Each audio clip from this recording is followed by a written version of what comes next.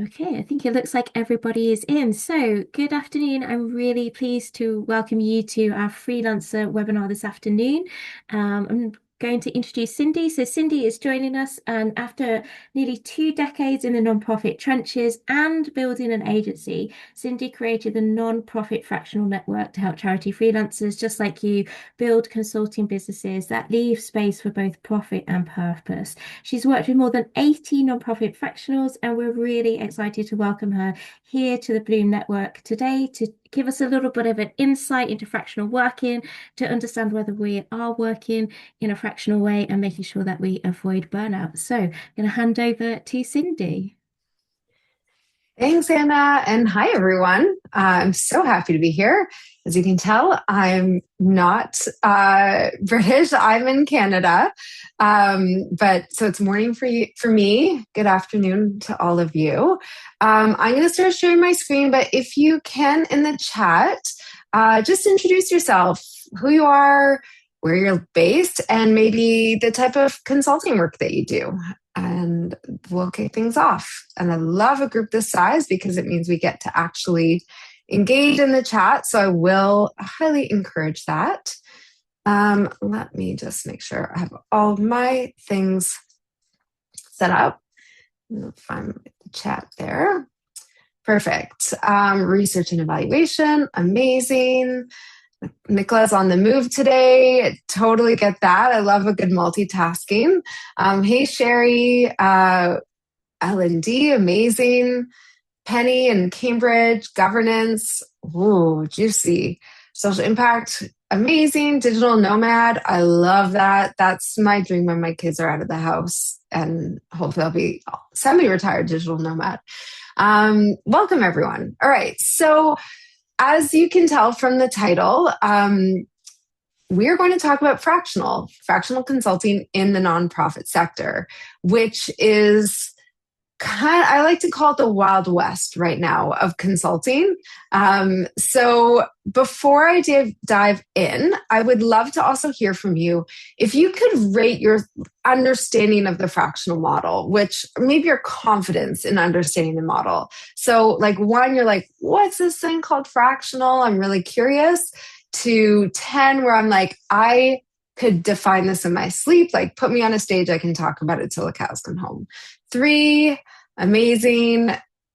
How 1, 2, 5, 3, 4 are awesome. 2, okay, so it's still really new, which is that clocks with sort of what is true of our sector. Also, I love our sector. We always underrate our confidence in things. So hopefully we'll get you feeling a little bit more confident about what this is, the opportunities for you, and just like, I think it benefits us as consultants as well as the charities that we work with when we all have a similar understanding of the different consulting models. So this sort of sets us up the conversation, which is like when a nonprofit or charity calls you and they ask for fractional consultant, what are they really asking for? They don't want to take a stab at an answer. Maybe I'll put the people who put like 7 on the spot. Well, how would you describe what they're asking for? Just write it in the chat. I'll give you a little minute because it takes longer to write. Or anyone else is welcome to save money. Yeah.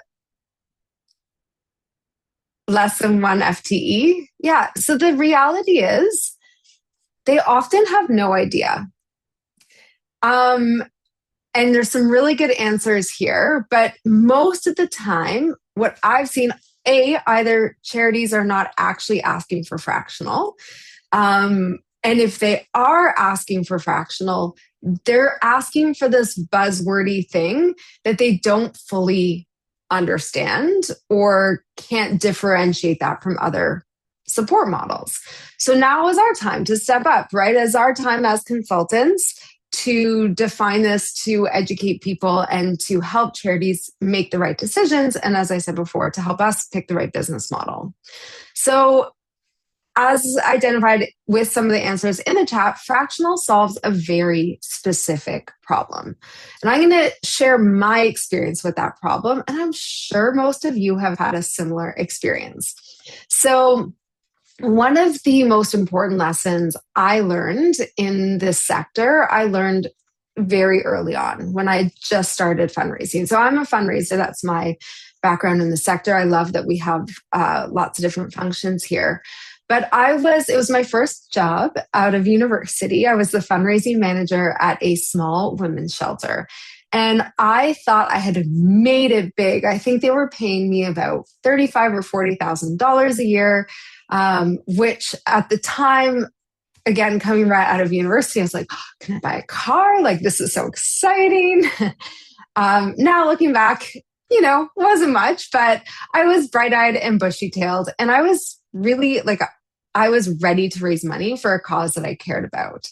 Now, I didn't know a lot about fundraising. So I had volunteered and I'd run fundraising events throughout university. And I actually wrote a thesis on feminist fundraising. So that was my entree into this work. But what I learned on the job. I went to conferences, I read books, and, I was raising money. Things were looking good. But every now and then, one of my board members would have a quote unquote brilliant idea. And they'd be like, let's sell holiday cards, or let's put coin boxes at the local liquor stores where I live. Especially back then, like you could only buy liquor in certain government controlled liquor stores. Or the best one, they wanted to write a letter to Oprah, which I did. I actually wrote a letter to Oprah. Can anyone guess what happened in the chat? Let me know. And I'd love to know who's the Oprah equivalent for you, or what's that one sort of silver bullet that's going to solve all your problems? If you're in ops or L&D, is there like a new platform, or what's the big shiny, not like the big shiny object? There's nothing. Fair enough. Anyone else have like what's that one thing? Or, that nothing, we heard nothing. That is true. Richard Branson, great example. So it's mentioned twice. Yeah. So we never heard back from Oprah. That was ridiculous and a huge waste of time, right? If you're lucky, a researcher might contact you. Yeah, like these are all organizations have these sort of like dreamy scenarios, right? But what that experience taught me was that organizations, especially small ones, often have great programming. Like they often understand the function of what they're doing, right? In my experience, a lot of times like the executive director comes from programming. So they're really good at the mission, but things like management, operations, L&D, those kinds of specialized functions, small organizations just they can't afford experienced help.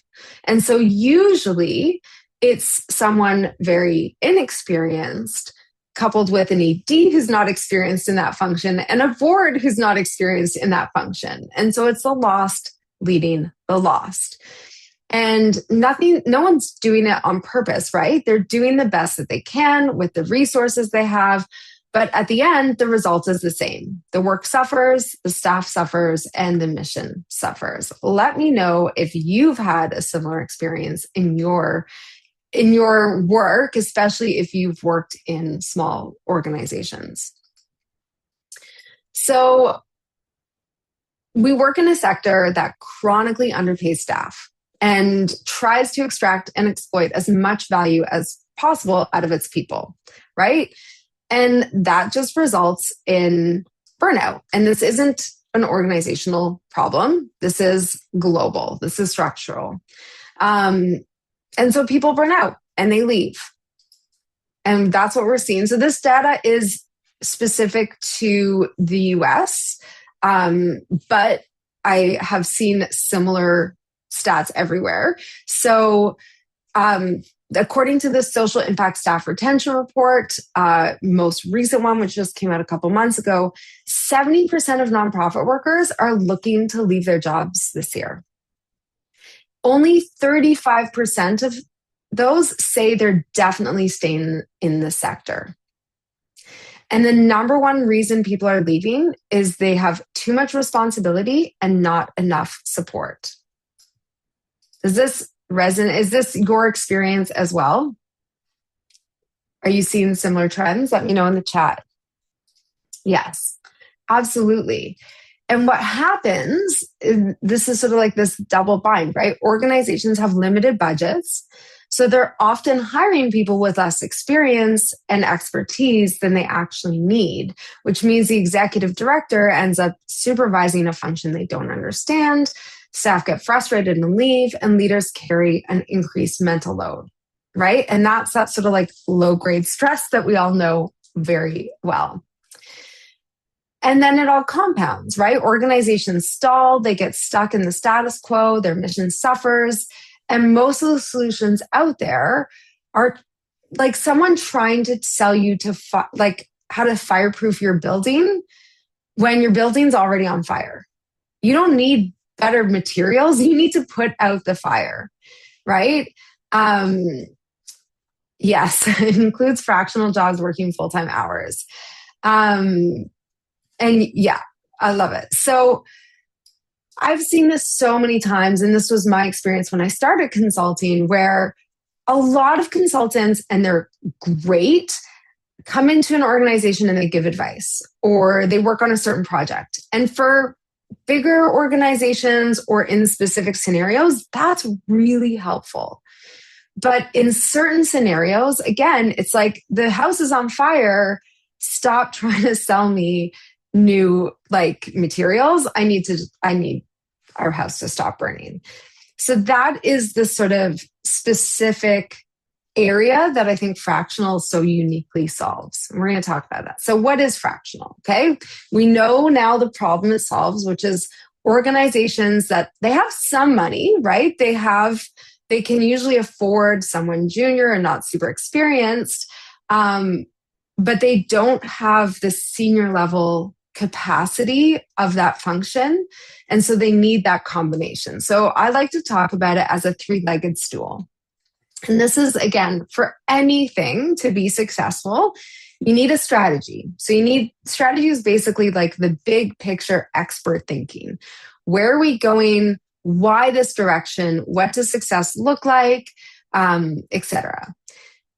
Then we need a plan. The plan is the actual roadmap. Those are the concrete steps to get from here to there. The outlines deliverables and timelines and all of that. But what so many consulting often misses is this third leg, which is implementation, which I see is spelled wrong too. So implementation is the consistent, ongoing work that's done over time, because really change happens with consistency. Growth happens with consistency. And organizations need all three legs. Now, if there's an organization that has someone who can do long-term implementation well, and they can afford that person, maybe they're just missing the strategy. Great, hire a traditional consultant. But oftentimes there are plenty of organizations who just have none of these, and they're just flailing their way through. So when an organization hires a fractional, they're hiring a fraction of that person. And it's not just anyone. So usually I recommend people who have 10 plus years of experience in the sector, most of that in-house. They understand deeply, not just the function, but how to move the needle on getting things done. And they're not just thinking, they're doing, right? And so that's what makes it different than maybe other types of consulting. So let's get specific. Again, experienced professionals, 10 plus years typically, sometimes less. Unique combination of strategic leadership and hands-on implementation. Typically, they're working with 3 to 5 organizations at a time. 3 is like, depending on the function, 3 is sort of the most comfortable, but I have seen people go a little bit more than that. And that's full-time work. If you want to be working part-time, one or two clients, it's great. Um, Really importantly, fractional work is long-term contracts. And that's really good for consultants because we like consistency in our revenue, but it's actually designed that way because that's what organizations need to actually get impact from their investment. And then again, they're retainer based, which means predictable budgeting for the organization, predictable revenue for the consultant. It does also mean that the consultant does shoulder some of the risk in terms of, you have to manage the ups and downs of the client work and all of that, which I'm happy to talk about a little bit at the end if we have time. So the benefits for the organizations, because we can talk about the benefits for the consultants, I hope, like predictable revenue.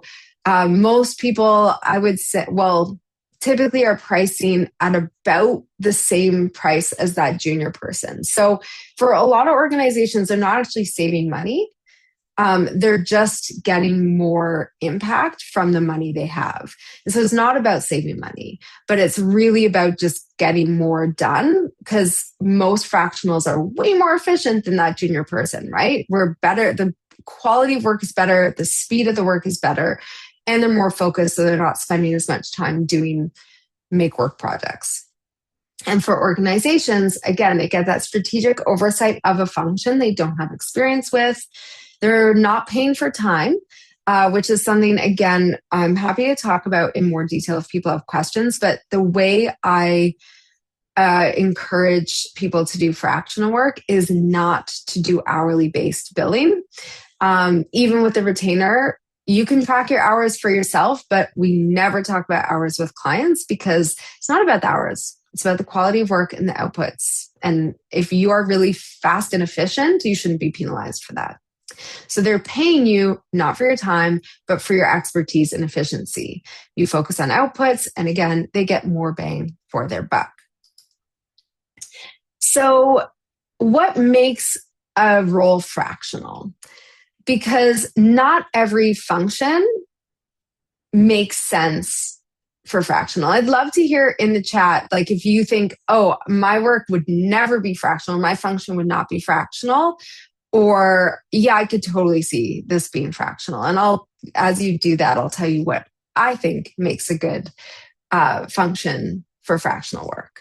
So going back to that three-legged stool, fractional work makes sense for functions where you need that strategic oversight and the ongoing implementation. There are absolutely functions within organizations that don't need long-term implementation. Can anyone think of a couple? One, two? Let me know in the chat, and then I can tell you mine. So what kind of work doesn't need ongoing implementation? Sometimes events, right? Events can be very seasonal. And for an organization that has I've seen organizations who run conferences and things like that, it kind of ebbs and flows. Office move, project-based, for sure. Putting new systems in, yeah. I had someone ask me about, they did certifications, or not certification, I can't remember the actual term, but basically compliance type things. So every 3 years, an organization needs to go through a compliance thing where they're making sure all their ducks are in order, et cetera. Like that does not make good fractional work. Policies, exactly. So this is important, again, for you to think if you want to be doing fractional, it has to align with the work that you're doing and the skills that you have, and it needs to make sense for the organization. Okay. I will also add a lot of fractional work is generalist. So generalist HR, generalist fundraising, generalist marketing. And that works really well for small organizations. I think fractional is very uniquely important for small organizations, but there are you can specialize as well. So for example, I have folks who specialize in fractional plan giving. And they're working with slightly larger organizations. But if you're like, I will always say to an organization, if you can hire the expertise you need in-house, hire the best you can go, right? Like we always want that for organizations. Fractional works when the organization is really trying to grow, or I like to call it punch above their weight. All right, so let's look at fractional in the context of other consulting models. So the specialist, this is, so these are people who do project-based support, right? You're going to come in and you're going to do something very specific. So direct appeal or social media management or HR policies or build a website. Is anyone doing this now? Just let me know in the chat. Just write specialist if you just do this kind of work, right? It's short term, but the potential to renew contracts. I see a lot of specialists who work long term with clients, and they might do like 3 campaigns a year or things like that. They're highly expert. So a specialist is going to come in and they're going to be like, they know exactly what they're doing. And they do quite a bit of implementation, but just short-term implementation. Project-based rates typically. So you'll price it based on the deliverable, not the hours. But the pricing can range greatly. I think all things in our sector, the pricing is all over the place. And any size organization can benefit from this.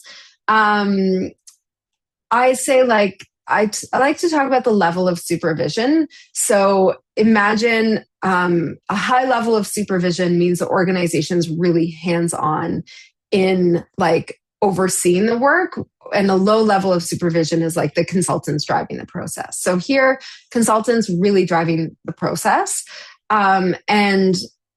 The strategic direction is really like, does the organization know what they're looking for? Because sometimes organizations know they need a function, but they don't actually understand it enough to know how to evaluate what they're looking for or manage the strategic direction. Specialists, I've seen 5 to 10 clients or more a year typically. All right. I'm just reading the chat. All right. Sarah, I'm going to come back to this because I want to give it more time than just like a quick in between slides. All right. All right. Expert.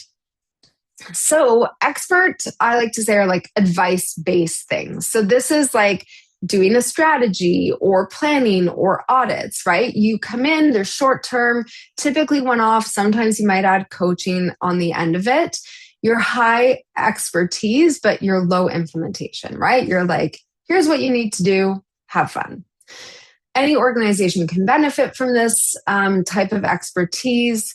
The consultant drives the process, so low level of supervision.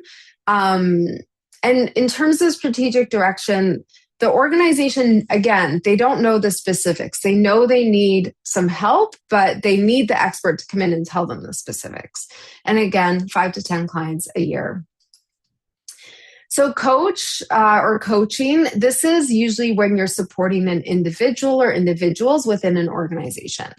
So these are slightly longer contracts because it's more transformational work, right? You're working with people to help them level up in some way. High level of expertise, low level of implementation. Again, coaching packages vary significantly. Any size organization can benefit, and sometimes individuals will buy coaching, not even through their organization. The organization typically identifies the issues or like the sort of triggers of like why we need a coach, but that's usually the level of supervision. And again, let's focus more on supporting the individual within a role. And I've seen coaches work with, upwards of 20 clients a year. Typically, it's a lot more volume. So intern, everyone all gets confused between intern and fractional. So intern is really it's like a shorter period of time, and typically it's more like a full-time position, and you're replacing that full-time position during a period of transition for the organization. So sometimes the position left and they need to hire someone and they need time to find the right person. So you're going to come in and just kind of like plug that hole. And sometimes organizations will hire an intern person, again, almost full time, for a period of time to kind of clean things up to get ready for someone new in the position. So these are slightly longer, I'd say mid-length, 4 to 8 months, typically high level of expertise, high level of implementation. Most interns I know can only work with one deep client at a time. Typically they're charging around what the salary would be for that position, plus accommodating for like if you don't have benefits and stuff like that. I'm so used to talking to Americans. You all have our like in Canada, we have similar system to you, right? Where benefits are less of a consideration because we have things like universal healthcare, which my neighbors to the south don't have. Size of organization, again, this can be any. It does. If you're looking at doing intern work in larger organizations, I would absolutely expect it to be full-time in person. Level of supervision, again, you're filling a staffing position for a short period of time. And so you're doing a lot of the supervision and managing what that looks like, and often the strategic direction. Typically 2 to 3 clients a year max, or maybe one and like project work. So fractional, again, combines the strategic oversight with long-term implementation, typically 12-month plus contracts, high level of expertise, high level of implementation. I see typically $4,000 to $8,000 a month retainer.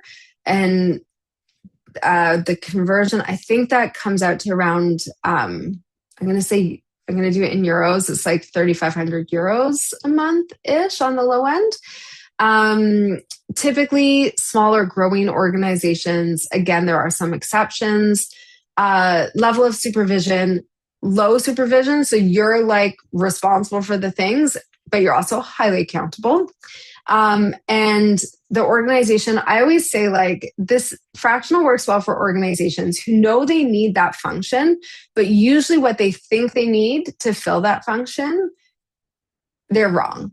I don't know if anyone else has experienced this. Like if they're like, oh, we need HR, but like, or let's say marketing. We need marketing. We need someone to do social media. And you're like, no, you don't need social media at all. Like instead we need to focus on this. Or with fundraising, I see it a lot.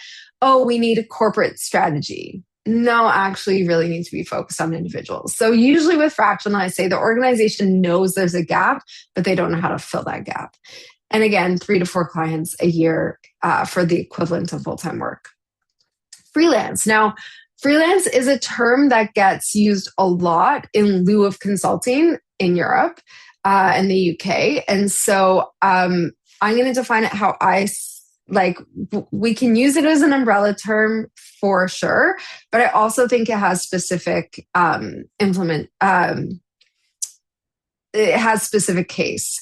So typically what I see with freelance is basically like, again, you're doing a little bit more of the implementation or projects. So this is like, I'll come in, I'm roll up my sleeves and do the things, but more on an hourly basis. So you're kind of like on call. So it's usually more implementation or project based. Length of contract varies, expertise varies. Usually high implementation. And again, typically I see hourly or project rates. Usually smaller organizations where they just need someone to like come in extra hands. Usually the organization is responsible for delegating the work. So they're going to say, can you do these things for us?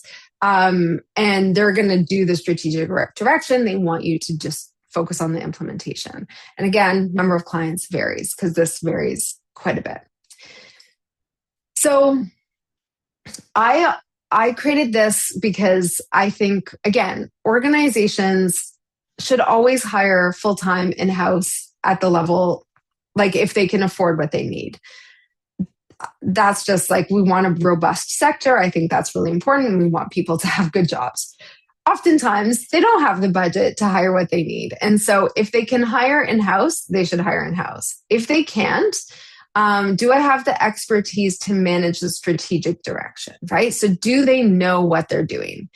If the answer is yes, then the question is, how much supervision do I want to provide? If I want to do a more supervision, I'm looking at a freelancer. If low supervision, I want a specialist. If the organization doesn't have the strategic direction, then again, how much implementation support do they need? If they don't need a lot of implementation support, they just need someone to tell them what they need to do, then they should get an expert. If they need a high level of implementation support, short term is more interim and long term would be fractional. So you can do a little screen capture if you want. I love this because I think it's just, I love decision trees. All right. So, oh, that's so weird. My clock is frozen. I was just checking the time. So I'm going to share resources and then we can take questions. So I have a private podcast specific to consulting, like fractional consulting in the nonprofit sector. So if you want to subscribe to it, that is the QR code and the link. I put out episodes every 2 weeks. And I'll just give you a hot second for that. I do teach this. So I have a program called the Nonprofit Fractional Operating System, where it's like a business in a box. I teach you from start to finish how to set up your business, how to find clients doing fractional work, and how to deliver fractional work without burning yourself out. So you can join the wait list. We actually are kicking off our next cohort in about a week, but I also have other opportunities throughout the year and in the future if you think that's of interest. So I'm going to stop my screen share and come to questions. So Sarah, I know you put in the chat, I'll come to yours, and then feel free, everyone else, or if I missed any questions, pipe them in. What time do we have until? We have about 10 minutes? We usually wrap up in about half an hour, so maybe like 5 minutes for Okay. questions. And if there's anything burning, we can also pop it over to you if that's okay. Yeah. I'll throw my LinkedIn in the chat in a minute too. So Sarah asked, I combine strategy with implementation. Amazing. Main issues have been contract negotiation. And I'm moving at a pace much faster than the rest of the small team, which is causing overwhelm, obfuscation. Okay, so the contract stuff. I'm not a lawyer. I have a fractional contract that I give people, and the thing that comes up for organizations is often they're looking at this as traditional consulting or freelancing. So they think of the contract in that perspective as opposed to thinking about it as replacing a hire.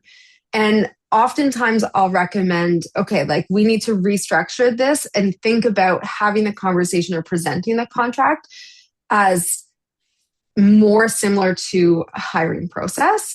And if you look at how employment contracts work, they're more vague, they're, all these things. The way I teach contracts is there's very few deliverables in them. It's very much focused on like the first deliverable is a plan, and from there you do the implementation of that plan. That is probably a longer conversation than we have time for, but generally where I think organizations get stuck is they're like, but where are the deliverables? But like, what about this? What about that? And that's hard for long-term contracts. And so that's why I've structured it that way. But it definitely, I like to remind organizations, like, this isn't your typical freelancer or consultant. This is different. And that's why it's structured differently. Also generally have very generous, like termination clauses in contracts. It's my belief that if it's not going well, like I want out. I don't want to be working with an organization where I can't actually serve them and meet their needs. Again, that's probably a longer conversation, but I'm never like worried about ending contracts earlier, things like that. If it's not right, it's not right. I'd rather move on faster.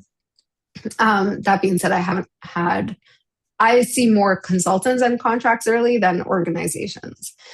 Um, in terms of moving at a pace faster than the rest of the team. So this is also classic, like high achiever, where we try to do so much. Sometimes with organizations and with functions, when we come in as a fractional, we're like, oh, I can do this, I can do this, I can do this. It's on us to kind of pace it a little bit. And part of our work is bringing the team along. And so I have seen this where we kind of like try to do way too much in a short period of time. And that's not like organizations, a lot of fractional work is culture change too, right? And so it's really about finding the right pace. And where it also is important is as you're managing multiple clients, you can't just be doing everything all at once for one client because you have to do the things for the other clients and manage that up and down. And so, you know, everyone has experience with their function. And so sometimes it's okay to slow things down a little bit. Sometimes it's okay to say, okay, we need to sequence things a certain way or build buy-in. A lot of times building buy-in too, which is like a lot for people who love the implementation and where fractional is a good fit. We want to come in and we just want to get it done. But bringing people along the journey is also important. So those are not unique to you problems. I think these are very common. I Awesome. think we might have to wrap up, but if there are any more Yeah. questions, if you want to pop your LinkedIn in the follow-up email, we've also got the link to Cindy's podcast and also her link to her website so that you can find her LinkedIn contact there. We'll also pop the recording across on Monday as well. It leaves me to say a huge thank you to Cindy. I saw a conversation burning away on Freelancer Chat this week, all about this kind of definition of what we are and who we are and how to work. And I think there's a lot of people working in fractional ways, but perhaps maybe not defining it as such. And I know that particularly the British sector loves the people who can roll up their sleeves and get things done. And the word consultant had become a little bit dirty, as in terms of the knight in shining armor with the big long list and then disappears and gallops off into the night and doesn't get anything done. And I know from our experience of Bloomers, we're definitely a team of doers. So thank you. It feels like a good time for you to have joined us. As I